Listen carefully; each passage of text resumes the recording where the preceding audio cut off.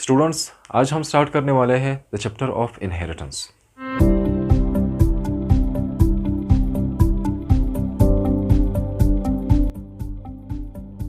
Inheritance क्या होता है? लिविंग ऑर्गेनिज्म या जानदारों में जेनेटिक इन्फॉर्मेशन होती है। जेनेटिक इन्फॉर्मेशन का मतलब है कि ये डीएनए के फॉर्म में या फिर क्रोमोसोम के फॉर्म में इन्फॉर्मेशन पाई जाती है। ये डीएनए के ऊपर मुख्तलिफ़ किस्म के कोड्स होते हैं जो कि जेनेटिक इन्फॉर्मेशन होती है। ये इन्फॉर्मेशन जो जेनेटिक इन्फॉर्मेशन है, जब ये पेरेंट्स से ऑफस्प्रिंग्स में आती है, यानी माँ बाप से जब बच्चों में मुंतकिल होती है जेनेटिक इन्फॉर्मेशन, इस प्रोसेस का नाम होता है इनहेरिटेंस। यानी माँ बाप से जेनेटिक इन्फॉर्मेशन बच्चों में मुंतकिल होना, this process is considered as the inheritance. हमारे सेल्स के अंदर, हर एक सेल के अंदर दो जीनोम्स पाई जाती है। जीनोम क्या है? इसको कहा जाता है कंप्लीट सेट ऑफ डीएनए। और हमारे सेल्स के अंदर दो सेट ऑफ डीएनए पाई जाती है।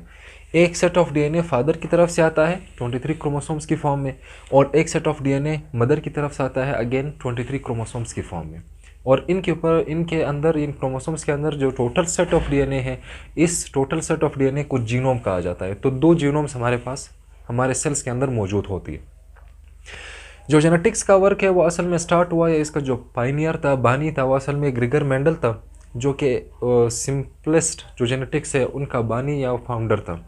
और 1865 में उन्होंने अपने जो एक्सपेरिमेंट्स हैं वो कॉमन पी प्लांट के ऊपर, जो मटर का पौधा है, उनके ऊपर बहुत ज़्यादा एक्सपेरिमेंट किए थे। और अपने जो सिंपलेस्ट जो जेनेटिक्स है या फिर मुख्तलिफ जेनेटिक्स के जो लॉज है, लॉ ऑफ इंडिपेंडेंट असॉर्टमेंट है या लॉ ऑफ सेग्रीगेशन है, इनको उन्होंने प्रपोज किया था।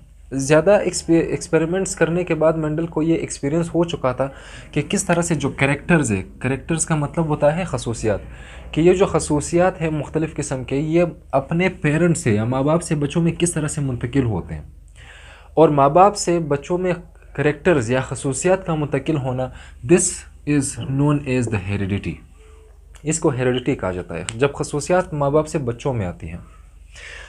मुख्तलिफ जो ऑर्गेनिज़म्स होते हैं, मिसाल के तौर पे अगर हम एक स्पीशीज़ की बात करें, एक नस्ल की बात करें, मिसाल के तौर पे इंसान भी एक स्पीशी है। सारे जो इंसान जो होते हैं, ह्यूमन बींग्स, वो एक दूसरे से मुख्तलिफ होते हैं, मुख्तलिफ चीज़ों के लिहाज से, शक्ल सूरत के लिहाज से, उनके डीएनए के लिहाज से, फिंगरप्रिंट्स के लिहाज से, हाइट के लिहाज से, ये डिफरेंस पाई जाती है।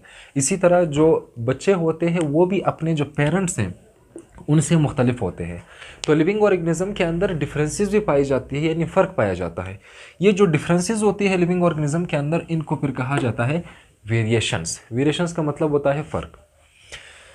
तो करेक्टर्स का या खसूसियात का माँ बाप से बच्चों में मुंतकिल होना हेरिडिटी है, और लिविंग ऑर्गेनिज्म का आपस में फ़र्क होना, ये वेरिएशंस हैं। इन दोनों को फिर स्टडी करना, दिस प्रोसेस और this study is known as the genetics.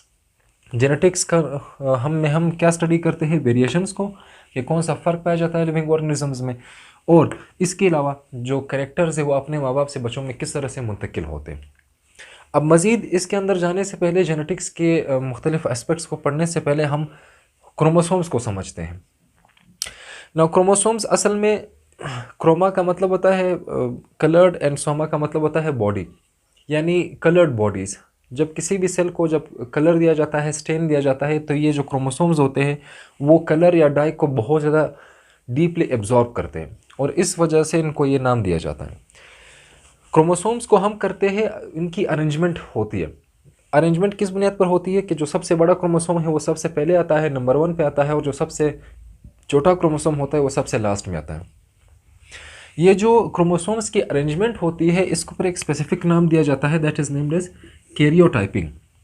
और कैरियोटाइपिंग के बाद जो चार्ट बनता है उसको फिर कहा जाता है कैरियोग्राम।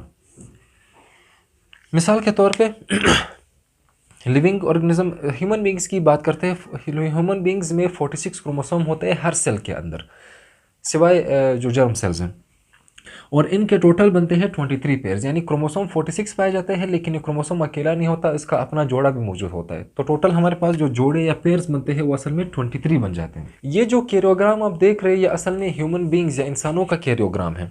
इसमें आप देखिए कि हमारे पास हर एक क्रोमोसोम का एक पेयर या जोड़ा पाया जाता है। ये जो क्रोमोसोम का पेयर पाया जाता है, इस पेयर को एक स्पेसिफिक नाम देते हैं homologous pairs of chromosomes. Homologous का मतलब होता है मिलता जुलता एक पेयर या जोड़ा। आप देखिए कि हर एक क्रोमोसोम के साथ इंडिविजुअल क्रोमोसोम अकेले नहीं पाया जाता, उसके साथ उसका एक और पेयर पाया जाता है, उसका जोड़ा पाया जाता है। और ये आप देख सकते हैं कि फ्रॉम 1 to 22 यानी 1 से लेके 22वां जो क्रोमोसोम है, हर एक क्रोमोसोम के साथ एक दूसरा क्रोमोसोम उसके जोड़े की फॉर्म में मौजूद है, और इन सारे क्रोमोसोम को कहा जाता है होमोलोगस क्रोमोसोम्स। क्योंकि ये जो होमोलोगस क्रोमोसोम है, इनको होमोलोगस इस वजह से कहा जाता है क्योंकि ये जो क्रोमोसोम्स है ये सिमिलर होते हैं इनका स्ट्रक्चर और कंपोजिशन, यानी जितने भी क्रोमोसोम के जोड़े हैं वो आपस में मिलते जुलते हैं स्ट्रक्चर के एतबार से और इसके अलावा कंपोजिशन के एतबार से। एंड जो 23rd है, जो 23वां जोड़ा है, आप देखिए कि वो आपस में मैच नहीं कर रहा, इनको फिर कहा जाता है non matching chromosomes. Non matching chromosome कहा जाता है क्योंकि ये होते हैं सेक्स क्रोमोसोम्स, तो ये आपस में नॉन मैचिंग होते हैं और ये डिफरेंट होते हैं मेल में और फीमेल में। मेल में होता है एक एक्स क्रोमोसोम, एक वाई क्रोमोसोम, और फीमेल में होता है एक्स एंड दूसरा भी एक्स क्रोमोसोम ही होता है। ये हमारे पास ये जो होमोलोगस क्रोमोसोम्स है ये कहाँ से हमारे पास आते हैं, कहाँ से आ गए? आप देखिए कि इंसान की जो शुरुआत है, यानी वो इंसान बनता है किस चीज़ से है, असल में एक जाइगोट से बनता है। जाइगोट किस चीज़ से बन रहा है? जाइगोट असल में फादर की तरफ से स्पर्म आता है और मदर की तरफ से एग आता है, तो इन दोनों के फ्यूज़ होने से आपस में एक जाइगोट बन जाता है। आप देखिए कि फादर की तरफ से भी हमारे पास 23 क्रोमोसोम्स आ रहे और इसी तरह मदर की तरफ से भी हमारे पास 23 क्रोमोसोम्स आ रहे। ये 23 जो होते हैं ये फिर आपस में जो सिमिलर होते हैं वो जोड़े बना लेते हैं, तो हमारे पास होमोलोगस पेयर्स ऑफ क्रोमोसोम्स बन जाते हैं। और यही जाइगोट है जिसके अंदर फिर बाद में डिवीजन होती है और करोड़ों अरबों सेल्स बन जाते हैं और पूरा एक जो ऑर्गेनिज्म है या इंसान है वो बन जाता है। तो ये सारे जो होमोलोगस पेयर्स ऑफ क्रोमोसोम है वो जाइगोट से ही स्टार्ट हो जाते हैं। जो क्रोमोसोम्स होते हैं उनके ऊपर जीन्स पाए जाते हैं। जीन्स क्या है? ये असल में हम अगर उसको सिंपलेस्ट डिफाइन करें तो ये डीएनए के टुकड़े होते हैं, और ये डीएनए के वो टुकड़े हैं जिसकी बुनियाद पर प्रोटीन बनता है, यानी इससे बहुत सारे जो प्रोडक्ट्स हैं वो बनते हैं। सो क्रोमोसोम्स आर कैरिंग जीन्स, और ये जो जीन्स है ये है for coding of various features, various proteins. Scientist आजकल क्रोमोसोम्स की जो स्ट्रक्चर है उसको ज़्यादा स्टडी कर रहे हैं ताकि ये पता लगाया जा सके कि क्रोमोसोम के कौन से पॉइंट पे कौन सा जीन मौजूद होता है, या फिर मिसाल के तौर पे किसी एक खसूसियत को कंट्रोल करने वाला जो जीन है वो कौन से क्रोमोसोम पर मौजूद होता है। और इससे इन साइंटिस्ट को या फिर डॉक्टर्स को बहुत ज़्यादा आसानी होती है कि ये पता लगा सके कि कौन सा जो बीमारी का कोई जीन है वो कौन से क्रोमोसोम पर मौजूद होता है। मिसाल के तौर पे एक डिजीज़ है हमारे पास, जेनेटिकल डिसऑर्डर है जिसको कहा जाता है सिस्टिक फाइब्रोसिस। इसका जो जीन है वो असल में क्रोमोसोम नंबर 7 के ऊपर पाया जाता है। ये जीन जब ख़राब हो जाता है तो ये बीमारी होती है। और जीन्स जो होते हैं वो क्रोमोसोम के ऊपर एक ख़ास या स्पेसिफिक जगह पर मौजूद होते हैं। मिसाल के तौर पे क्रोमोसोम के यहाँ पर एक जीन मौजूद है, तो ये जो ख़ास जगह होती है जहाँ पर जीन मौजूद होता है इसको कहा जाता है लोकस।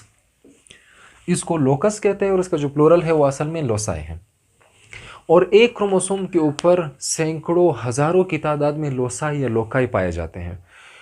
एक अंदाजे के मुताबिक हमारा जो सेल है, एक सेल के अंदर तकरीबन 20,000 से लेके 25,000 तक हमारे जीन्स मौजूद होते हैं और एक ख़ास पोजीशन पे मौजूद होते हैं जिनको लोसाई कहते हैं।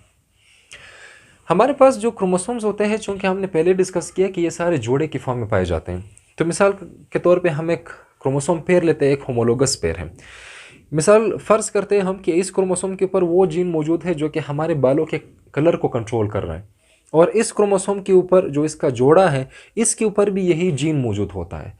तो इस पेयर का जो भी इंडिविजुअल, यानी जो भी इसका क्रोमोसोम है इस होमोलोगस पेयर का, वो एक ही कैरेक्टर को कंट्रोल करता है, एक ही खसूसियत को कंट्रोल करता है। एंड सिमिलरली चूँकि हमारे पास जो क्रोमोसोम्स है वो पेयर की फॉर्म में है, तो हमारे पास जीन्स भी एक से ज़्यादा पाए जाते हैं। मिसाल के तौर पे हम यहाँ पर एग्जांपल लेते हैं कि हमारे पास आई कलर है। ये एक पेयर ऑफ क्रोमोसोम है, इसके ऊपर आई कलर को कंट्रोल करने के लिए जीन है, इसके ऊपर भी आई कलर को कंट्रोल करने के लिए जीन पाया जाता है। यानी ये एक दूसरे के अल्टरनेट होते हैं, दोनों के ऊपर एक ही तरह का जीन पाया जाता है, लेकिन जब वो एक्सप्रेस होते हैं तो फिर वो मुख्तलिफ हो जाते हैं। ये जो जीन्स होते हैं ये असल में जब एक से ज़्यादा फॉर्म में पाए जाते हैं फिर इनको कहा जाता है अलील्स।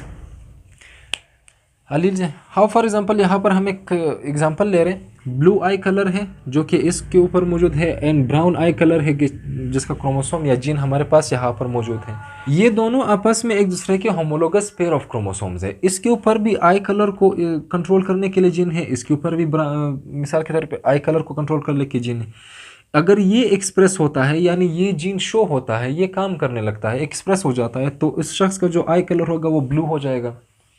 और अगर ये एक्सप्रेस हो पाता है तो इस शख्स का जो आई कलर होगा वो ब्राउन हो जाएगा। यानी अलील्स भी एक से ज़्यादा फॉर्म में पाए जाते हैं। इन अल्टरनेट फॉर्म ऑफ जीन्स को फिर हम अलील्स का नाम देते हैं। स्टूडेंट्स, आई होप आपको ये टॉपिक समझ में आया। मिलते हैं अगले लेक्चर में। अल्लाह हाफिज़।